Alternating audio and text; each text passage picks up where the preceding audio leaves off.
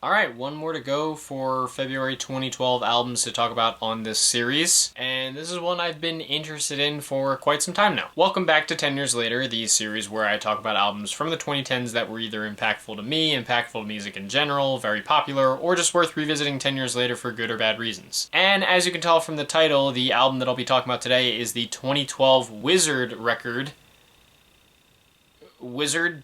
It's self-titled, so it's just called Wzrd. Wzrd is the collaborative effort between rapper and singer Kid Cudi as well as producer DotDeGenius. These two had previously collaborated on Kid Cudi's A Kid Named Cudi tape, as well as the first two editions of Cudi's Man on the Moon chronology. DotDeGenius also helped Cudi produce his absolutely iconic hit Day and Night, and so the two came together for this project. It was their first and last album, and while they've collaborated since, they haven't released another album together under the Wzrd name. Although Cudi has affirmed as recently as 2020 that new Wzrd stuff could be coming. This album was also a bit of a departure from Cudi's first two records. While the Man on the Moon albums had some rock influence to them in their integration of psychedelic alternative hip-hop, Wzrd was more of a straight-up rock album. There wasn't any real rapping on the album, as Cudi leaned more into singing while DotDeGenius crafted more rock-leaning instrumentals. Now, while I wasn't familiar with Wzrd back in the day and also heard some mixed reception to this album, I've really come to enjoy a lot of Kid Cudi's music as of recently. I haven't listened to all of it just yet, but I've really enjoyed the Man on the Moon trilogy a lot. Beyond how influential that first album ended up being for modern hip-hop, the trilogy has included plenty of fantastic emotional songs that I've continuously gone back to. With my recent enjoyment of Cudi's music, as well as his familiarity with working with DotDeGenius, I was interested in seeing what came of this project. Plus, it's only 11 tracks and 47 minutes, so it wasn't going to take up too much time from me. Sadly, I can't say I enjoyed it as much as the Man on the Moon albums, though I wouldn't say it's bad at all. It's a respectable effort at a genre switch that merely just needed some touching up. The Arrival kicks off the album as a purely instrumental track that, if nothing else, gives an early idea of what listeners are getting into. The project is going to lean far more into the rock sounds and styles than the hip-hop stuff. It's nothing I really want to come back to, but it has a rough aesthetic and a haunting vibe that let you know early and often what you're going to be hearing. We then lead into the track High Off Life, which leans a lot more heavily into the guitars with riffs that were actually performed by Cudi himself. Lyrically, it's an interesting track as Cudi talks about his sobriety and how life felt better for him at the time. His vocals are a bit uglier and thrown in a lot of filters, but I do think that tone works for the song. I'm not as enthralled by the chorus or the bridge, as I don't find the melodies all that memorable or intoxicating, but the song is solid even if it feels like it goes on a little too long at 5 minutes. From there though, the album mixes rare highs with a lot of middling tracks that don't hit like some of Cudi's bests. The Dream Time Machine leans into a more trippy, spaced out aesthetic, not unlike a lot of Cudi's music, with production work from Empire of the Sun. It's a lot more delicate with softer vocals and a moodier vibe from Cudi. It does feel a bit slow at points, but it does fit perfectly in his style and is definitely an enjoyable song if you are a fan of his music. I'd hesitate to call it one of Cudi's bests, but it's a solid track. Teleport to Me, Jamie, though, was one of the big singles from this thing, and it was a dedication to Cudi's then girlfriend, Jamie Barada. I was hearing a lot of positive talk with this song, and I definitely see it. I feel like it's one of those tracks that succeeds largely because it strays away from this album's direction back into Cudi's comfort zone. But whether or not that was the case, I love how ethereal and sweet the song is. The instrumental feels like floating, and Cudi crafts what is definitely one of the catchiest hooks on the album, one where his vocals fit perfectly with the vibe of the instrumental. It's a beautiful track that's definitely the album's highest point for me. Sadly, while those tracks are enjoyable, there are quite a few that are more forgettable. Love Hard leans into the guitars a bit more, but it also has some very dramatic string sections here and there. I heard some people saying before listening that this was the worst song on the record, and while I had my issues with it, I don't think I'd call it my least favorite. My big issue is that I really enjoy how mellow, low-key, and sweet Cudi's vocals were in the verses, but that was lost a bit on the chorus and it took away from the song a bit. I did like a lot of the sonic twists and turns, but all in all, I thought it was just okay, nothing amazing, but decent enough. Live and Learn, not to be confused with the Sonic Adventure 2 song, is a bit of a slower track that apparently is Cudi's daughter's favorite song. All feelings about it aside, I gotta admit, that's really sweet. As it is, while the guitar strums are great and all, and Cudi's lyrics have some nice moments, there's not really much that hooks me in here. It just doesn't feel as inspired as some of Cudi's best work outside of the fascinating instrumental shifts and beat switches. A part of me just wishes Cudi did a little bit more with those vocally instead of just letting them linger on to extend the length of the song. Where Did You Sleep Last Night, which is a rather creepy question, is basically a cover of a cover, as it sees Cudi making making his version of Nirvana's cover of the song In the Pines by folk and blues singer Lead Belly. While I do like the grunge-leaning sound that feels faithful to Nirvana's version of the track, I don't think the song grabs me all that much. Cudi's vocals sound how they should for a track like this, but honestly, it just doesn't really grab me or do that much other than feel like a decent cover. Efflicchaime, which I desperately hope I pronounce correctly, is the Latin word for desperately, and it's also the name of a track on the back end of the album. It's got a more stripped down feel to it with some cutting lyricism from Cudi as he talks about how life is so short and at points ponders what would happen if he died. While the song, which consists only of some light guitar strums, feels pretty bare and interesting, I think there are some elements to the vocals that don't grab me. Cudi wails a little on the chorus and it doesn't sound too bad, but some of his melodies on the hook and interlude just feel a bit clumsy and take me out of the song a bit. I do respect the emotional feel and rawness of the writing, of course, but I just wish this cut was a little more interesting to listen to. Break is also probably the lowest point the album hits for me. It's a bit of a 60s inspired jam built off of guitar sounds that were crafted with a polyphonic effects pedal. While I appreciate the somewhat bright feel of the instrumental, there's just not much else to chew over here. Cudi's vocals are filtered but don't really grab me as much as usual, and this is another example of a song that feels like it goes on too long, lasting just over 5 minutes. The passion feels there and the intentions are good, but it's just not crafted as well as it could have been. Thankfully, the album does close with some nice moments. Dr. Pill is another very cutting moment for Cudi as he dives into his bad experiences with taking antidepressants, where he never felt improvement and only felt the side effects listed on the bottle. It's got a very hard instrumental with plenty of reverb to the guitars, and Cudi's more waily vocals do fit for the sound of the song. The chorus isn't the best thing I've heard out of Cudi, but it did grow on me with a few listens, making this a pretty good track with plenty of emotion. Upper Room is a much more dramatic song that feels slower and almost swingier. I'd almost say it sounds like a slightly more swing-influenced take on Cudi's Pursuit of Happiness. A lot of the electronic moments of the instrumental give it a really emotional vibe as Cudi sings about fate and destiny. I initially wasn't too sure how to feel about the swinging feel of the song, but it did really grow on me, and I think the song's a very soaring, beautiful moment and the right one for Cudi to have ended on. Overall, Wzrd is not Cudi's best work, though I definitely respect the effort. While Kid Cudi's music previously had some rock influence to it, this was his first step into making a true rock album. Even with that past experience, that's still some uncharted territory for him, and I think he can make it work. Dot to Genius provides some strong instrumentals for him to croon over, and I think Cudi continues to succeed thanks to his honest, emotional songwriting. Cudi's one of those artists I feel like I can always go to for songs that are raw, real, and filled with emotions, and that's once again the case here. A lot of that really helps the album to succeed as it allows me to appreciate Cudi's genuineness. However, I think at certain points Cudi's vocals don't totally do it for me, as there aren't really too many standout hooks on here. With some of my favorite Cudi songs like Man on the Moon, Mr. Rager, Up Up and Away, and most especially Soundtrack to My Life, as well as the obvious choices like Day and Night and Pursuit of Happiness. All the great elements to these songs are tied together by memorable hooks that get stuck in my head, to the point where I find myself struggling to stop singing or humming them, but that's a good thing because they're so strong. Here, there aren't really as many of those, and it makes the songs feel like they have loose ends that could have been tied up more. All in all, though, this is a valiant effort at changing directions for Cudi, and I think he and Dot to Genius can do good work together with a bit more tying up. I definitely wouldn't be opposed to seeing them try this again in the future. Back in 2012, I'm not sure what I would have thought of this album, as even though I enjoyed some rock music thanks to my love of rhythm games, I don't know if this was the kind of rock I was into. Listening to it now, I can't say it grabbed me a ton, though I also can't say it was too bad. If I had to put it on my scale, it would probably get an okay rating from me. Definitely not Cudi's best, but there are some good tracks here, and it's a decent bit of experimentation that you might even like more than I did. But that's just my opinion on the album. What did you guys think about it? Did you listen to it back in 2012? Do you still listen to it now? Did you love it back then? Hate it back then? Do you still love it now? Do you still hate it now? Are you just completely indifferent toward it? And would you like to see a new Wzrd album? Since Cudi has been teasing that there might be some new Wzrd music, would you like to see them do a new album? Whatever your thoughts and experiences are, leave them down in the comments below. Let's keep this civil and have some fun as we like to do. If you guys want to hit like and subscribe and support some of my other ventures that I have linked in the description, thank you. If not, it's no big deal. I totally understand. And moving through 10 years later now, there aren't gonna be any March albums from 2012 that I'm gonna be talking about. I initially had one March 2012 album on my list, that being Madonna's Madonna album, but after listening to it, it was another one of those moments where I didn't have enough to say, so there's nothing from March of 2012 that I'm going to be talking about. But that's good, because if all goes right, I'm gonna be basically moving every month forward at this point. So April albums I'll be trying to talk about in March, May albums I'll be talking about in April, etc., etc. Because one, I'll have the time time, hopefully. And 2, it'll give me a little less pressure around the end of the year when we get to year-end list season. So the next 10 Years Later album that I'll be talking about, hopefully if all goes right, is Nicki Minaj's Pink Friday Roman Reloaded. Again, that is an April album, but I may talk about it in March since I have a wide open schedule for 10 Years Later in March. And again, I'll just be kind of pushing a lot of the videos forward as best as I humanly can, as long as time allows for it, just to help ease my schedule and myself just a little bit throughout this year. So stay tuned for that, but until next time, thank you guys for watching. I hope you enjoyed, and I will see you in the next video.